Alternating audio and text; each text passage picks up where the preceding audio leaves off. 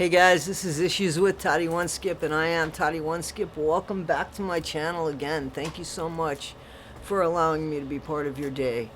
I do appreciate that, and I just want you to know that, especially this time of year, it's holiday time. I wish everybody a very happy, healthy holiday season, and may everybody's wishes come true. That's a big one, huh? That being said, I know how important time is, and you know, allotting somebody to be part of your day is a lot. It's a big ask, and I thank you for giving me the chance, and I'm hoping that I don't let you down. So I wanted to talk to you guys about remember, I started a series, Jails, Institutions, and Death, and we did institutions first, and now we're going to go to jails. And as a lot of you know, I worked in a jail. I worked in a couple jails, and then I also had been to several jails. I've never been an inmate, so everything I did was as a civilian or an employee. So when I first started working in the jails, it was in the late 80s, and I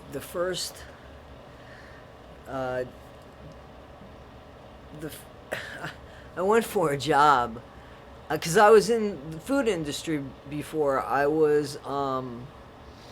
I've had a lot of jobs. I just want to say that, not because of anything other than my main goal in life was to be a writer, and I've always been writing. I've written some screenplays, none that saw the light of day. I did sell a one-off that if it was produced, I think, in Africa, and then a situation comedy that wasn't picked up, and that was in the UK, and I was just a co-writer on that one.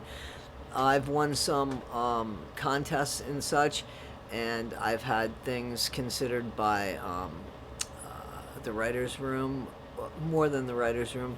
I've had things considered by the topper echelon of BBC, because most of my scripts are for UK writing and or Australian writing. So there was an Australian company too that was picking up one of my scripts, and a Canadian company as well, and then it came down to that I didn't live in any of those countries. So anyway, so that just saying that every job that I've had, even if it was a career job, I treated it, I gave 100% while I was there, but my time when I wasn't there was devoted to writing. And so I've let a lot of positions go because I didn't want to go further or meet the demands of that, because I wasn't willing to sacrifice my writing. I was willing to sacrifice 48 hours of work a week, but the rest of the time was my writing time and relationship time and family time and everything else. But anyway, so that's why I've had, quite a bunch of jobs. I'm also 60 years old, so, I've had plenty of time for that.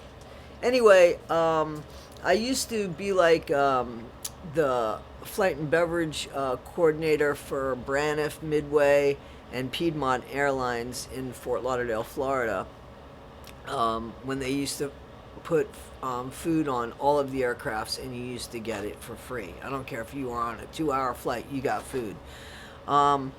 They don't obviously do that anymore.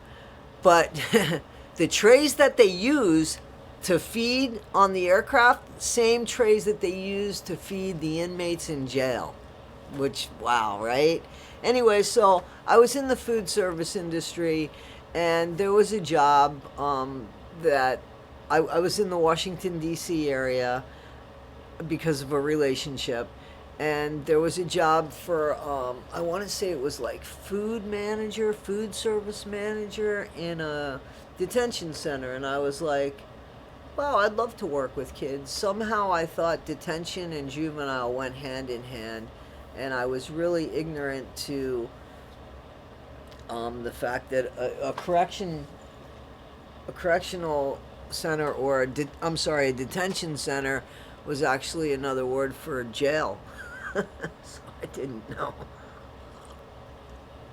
I was hired on the spot at 5'3", less than 100 pounds, to supervise 21 male inmates. They were men, not children, in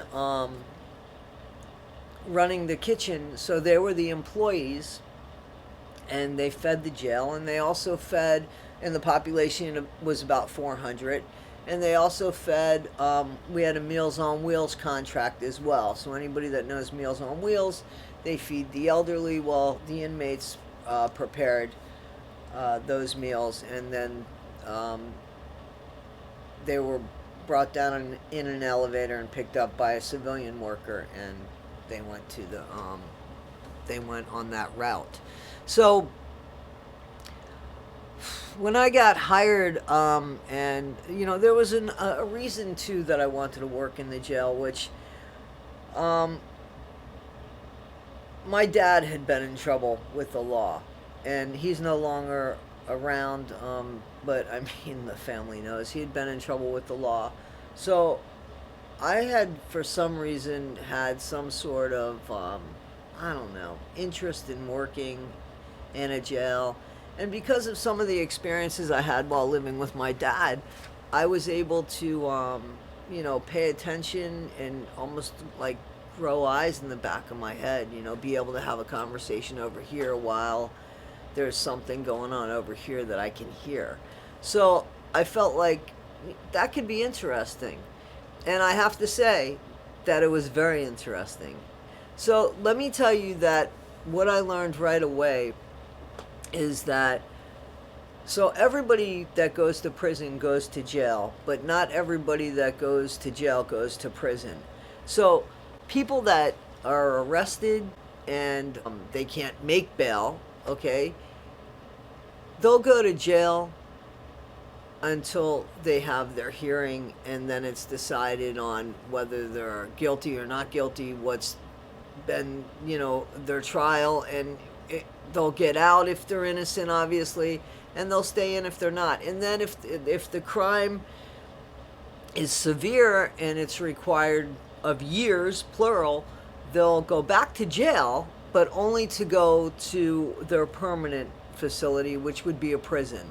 So jail is kind of like the holding place before you go to prison, unless the crime is minimal enough that the jail can hold you in there for that time frame. So back in the day, Arlington County Jail, which was where I used to work, used to be able to hold the inmates, I think, for about 2 years, but because there was such an overpopulation at the jail at the time, we held inmates longer.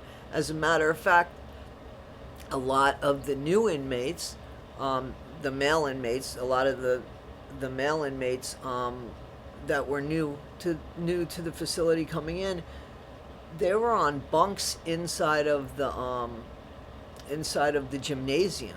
So where the basketball courts were, there was nothing but a slew of bunk beds, and also, some like throw mats on the floor. I remember being surprised about that.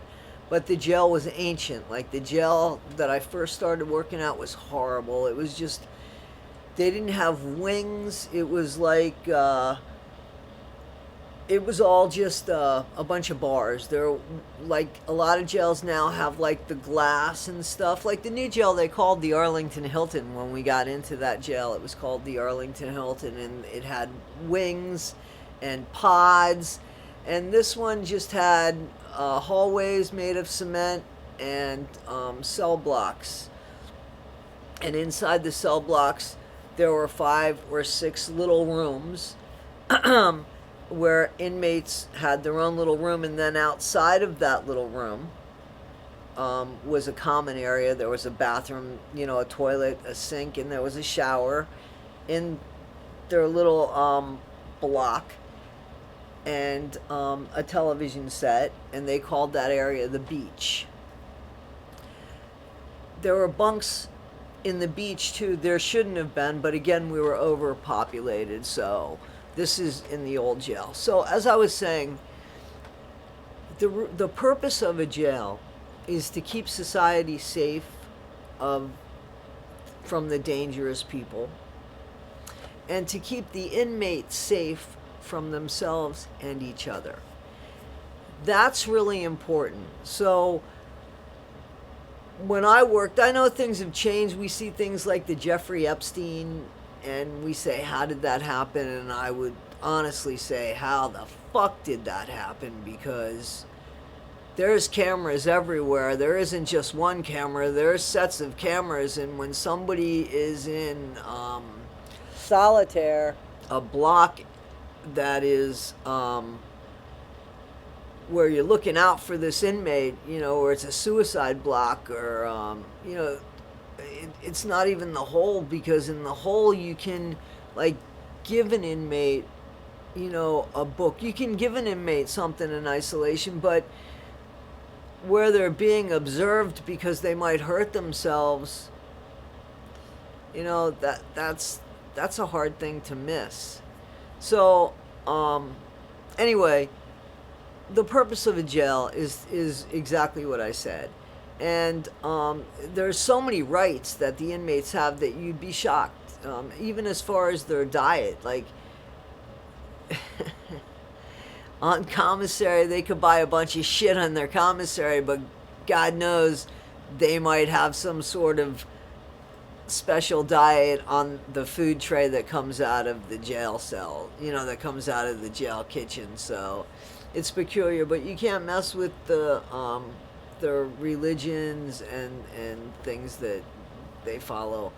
And anybody that goes to jail, if they don't have money, they'll give them they give them underwear, they give them what is called welfare, and it might not be the best quality of stuff, but it certainly is. There's toiletry items, and they give them a razor that you got to give the razor back and show the razor blade in it, and they'll give you shampoo and soap and all of that stuff. So inside, when somebody goes into jail, the first thing they do, and I've mentioned this, is they get strip searched because they want to make sure that nobody's bringing anything in. And you lose your identity right away because you get either a jumpsuit or matching what looks like nurses' uniforms, except they're bright orange usually, or green, or tan.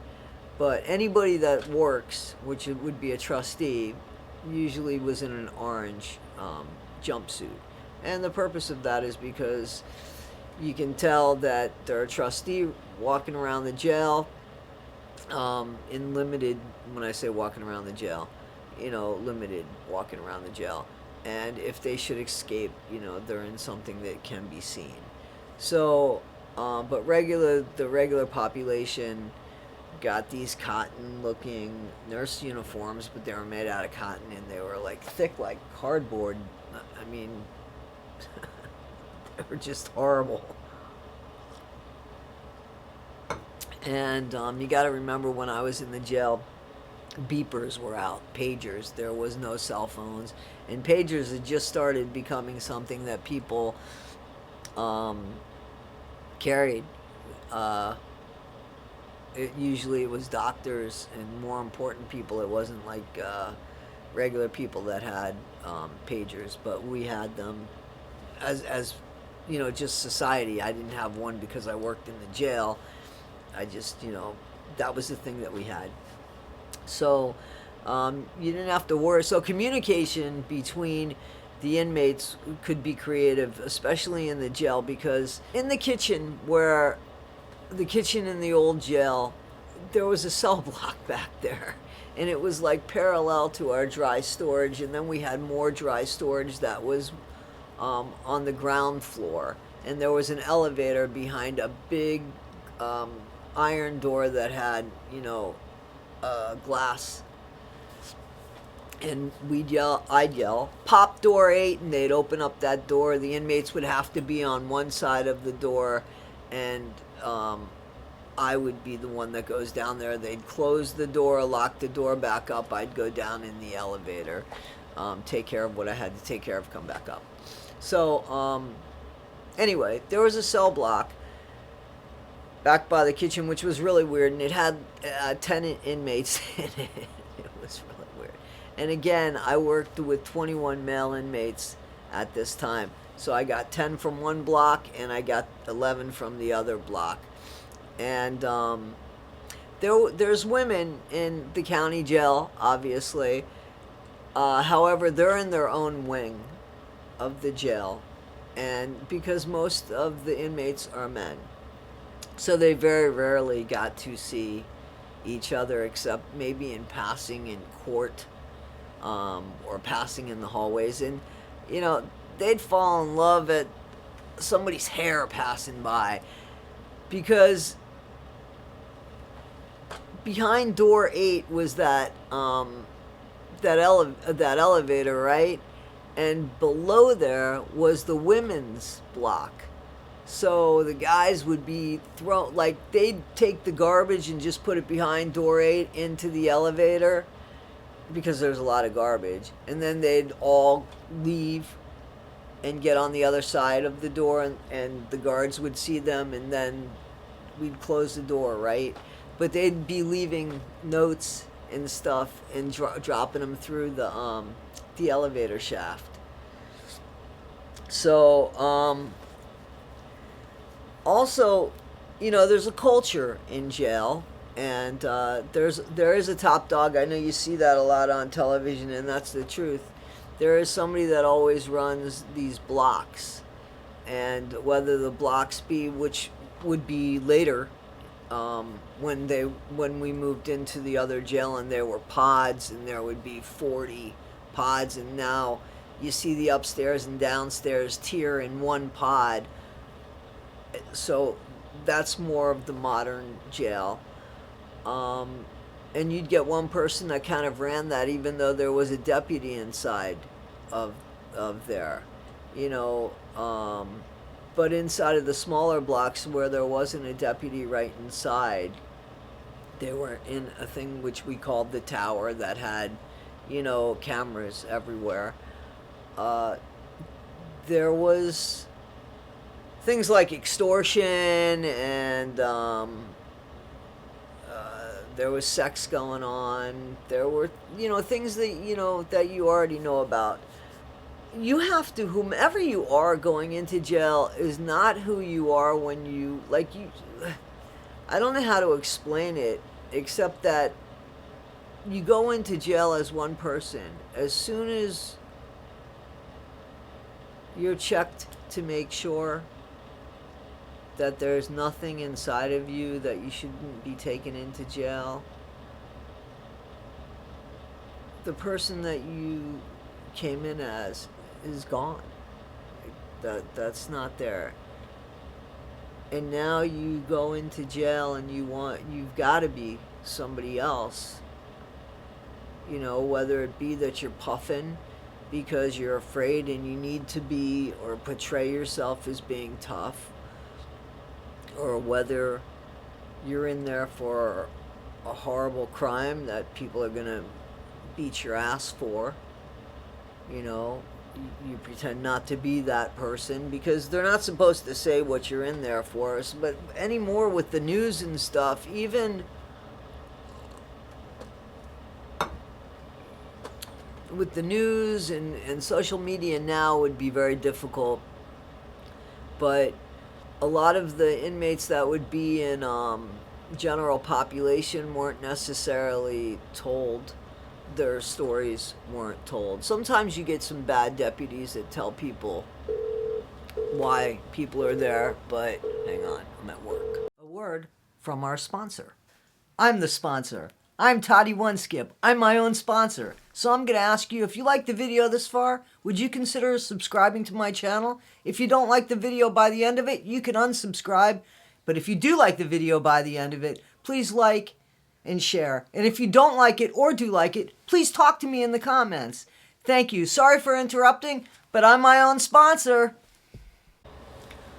So the first thing, you get into jail and you hear that door slam behind you, and you realize that everything that is your support system that you didn't even realize you had, things that you took for granted, and now it's like, damn, I could really use this person, or damn, they're no longer. They're a phone call away now. So you feel really alone in a very crowded and new and intimidating environment, because you don't know really what the rules are. You get an inmate handbook, and you know the rules of which the authorities, or them, it's us and them, right? And what they expect from you, but there's a whole other set of rules that your fellow inmates expect from you, and those aren't necessarily written down. You kind of learn as you go, and sometimes they change, and they especially change when the top dog changes. Usually inmates want to be trustees, that people that work in the jail, so they can work in the commissary, they can work cleaning the jails, they can work, sometimes there is like a program where people can come in and go out in the jail. That really had nothing to do with me. I worked with the inmates, the trustees that worked within the jails, in the kitchen and the commissary. Later it was the commissary. And the unique thing about, a lot of times you see the mess halls where inmates eat. I never worked in a jail that had a mess hall. So they were given their food and they ate in their blocks. And probably, I guess, I don't know, there were like overpopulated jails. But the kitchen area wasn't where the inmate, they made the food, and then the food was delivered on, like I said, those trays that look like the airline trays. You can look those up online. They're big, thick trays that insulate, and that's why. And they insulate by placing one tray on top of the other to keep cold in the cold section and hot in the hot section, all within the same tray. So, and then they were given juice, which they called Jim Jones. Give me some Jim Jones. They never called it Kool-Aid, Punch, nothing. It was Jim Jones. And they had funny names for a few things. There was a few things that I saw in jail, and a few inmates that, have left, surprisingly good impressions, and then some not so great impressions.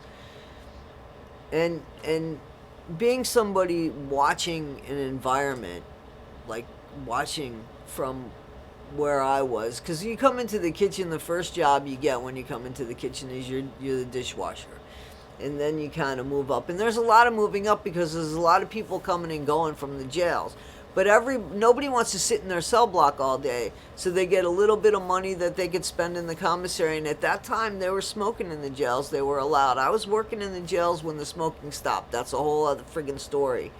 I remember we gave them popcorn, and we tried, to help that, because it went from so many packs of cigarettes to so many cigarettes to ultimately no cigarettes, and that was difficult and very creative with inmates. I'd walk into that freezer.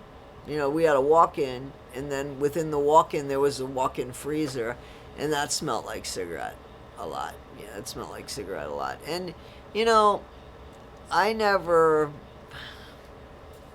I was more of a stickler for where are all the knives, you know? But I'll tell you about some funny things. And I'll tell you, I know I'm jumping around a little bit.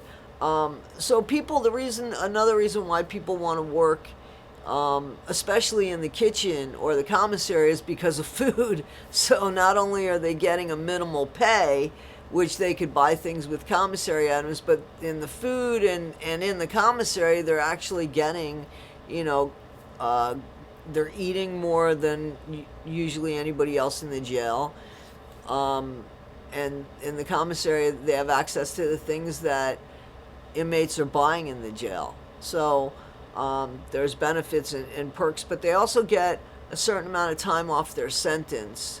So I want to say that I don't remember. I really don't remember how much time they got off on their. So if they did 30 days, they might get like 10 days off their sentence. So that was another reason why inmates wanted to work.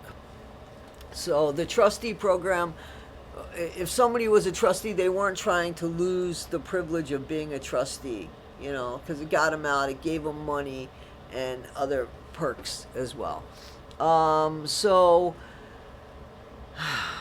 when there's a few funny stories that I can have just to make this, a lighter situation, as opposed to just people that are kind of like every day waking up working for that less than minimal wage.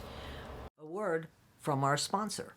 I'm the sponsor. I'm Toddy One Skip. I'm my own sponsor. So I'm going to ask you, if you like the video this far, would you consider subscribing to my channel? If you don't like the video by the end of it, you can unsubscribe.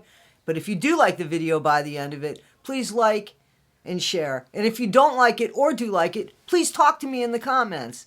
Thank you. Sorry for interrupting, but I'm my own sponsor. So yeah, jail could be pretty creative. It's the place where cinnamon balls are used as lipstick. Mayonnaise can be used for your hair. There's a 90-day fiance guy, right, that uses mayonnaise too. The most creative meals could be made out of ramen noodles with some hot sauce, fake cheese whiz, some crackers. I mean, that's Christmas time for the inmates. So we had drop ceilings in the old jail. And in that dry storage area that was parallel to one of the cell blocks, like I said, I was walking in there. I want to say I was getting sugar. Because, yeah, I think I was getting sugar. And I saw something on the ground, which the ground was just like concrete. Like the shiny concrete. And I thought, somebody must have spilled something and they should, probably get that up. And then something happened because I was the only one with the key for the refrigerator, for the walk-in, and the deep freezer walk-in, and the dry storage area, which we usually kept closed and locked. Sometimes we left it open because just one person hearing their name, God knows how many times, with 21 inmates, they all need to go. Like, if they wanted to go back to the cell block, I had to open up a door. So I had keys for everything. So I was always hearing my name. So anyway, so I was interrupted to do something. And then I went back into the dry storage area and I was like, I looked and there was that spot again, And so I look up and I see on the dry, the drop ceiling, that there's this big red stain up there. And I see that, it dripped down to the ground and I'm like, holy, what the fuck? So I had to call, the correction officer, the guards, the deputies, and I was like, "Yo, got a problem here in the kitchen," and they came into the kitchen and moved one of the drop ceiling tiles, and like a big roast beef or some kind of meat just came right down. Thank God that's what it was. I wrote, I've written screenplays about that, and in my screenplay it wasn't meat that came out of the ceiling, but it was meat that came out of it in real life. A big roast of something. Just they were hiding it and eating it or thawing it out. I don't know. Nobody owned up to that. And then there were things like Shanks and stuff like that, which I actually saw. And I would say the most creative Shank at the time, mind you, again, this was in the late 80s to mid 90s, late 90s, that I stopped working in the jail. I mean, I worked in the jail for over a decade, taking a very short break, like a 6-month break. Anyway,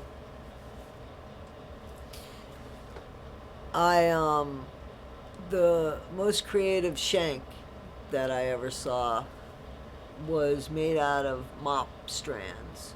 So an inmate took a bunch of mop strands and detached them from the mop, and then used a spray starch, which they got in the laundry. Because remember, I told you that the uniforms for the inmates could be like feeling like cardboard. Well, what they did was they sprayed these strands with this spray starch, so much so that it became super hard.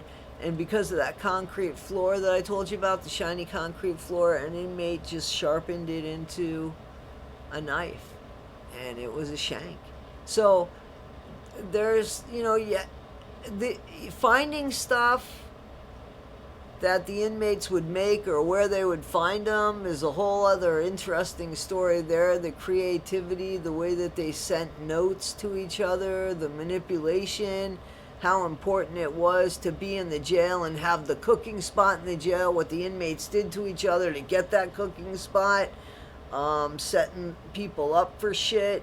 The inmate that, I wasn't working at this time, the inmate that got behind that door 8 and got out with the garbage and was an escaped inmate. I'm so glad I wasn't working that day.